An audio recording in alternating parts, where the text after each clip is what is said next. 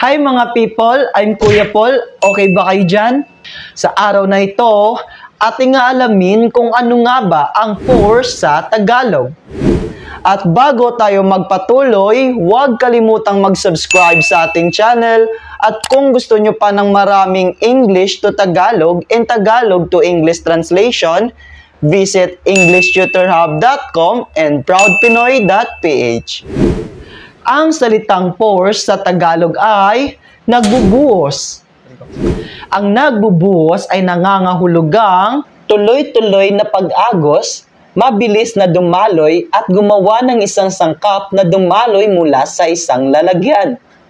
Dagdag pa rito, ang nagbubuhos ay ang pagkilos ng pagbuhos. At ngayon, ako ay magbibigay ng pangungusap gamit ang salitang pores at ito ay aking isasalin sa Tagalog. Okay ba yon mga people? Ay okay! Ay okay! Ay okay! When she pours the water into the jar, it spills. In Tagalog, kapag nagbubuhos siya ng tubig sa garapon, natatapon ito. At ngayon, alam mo na ang salitang pores sa Tagalog.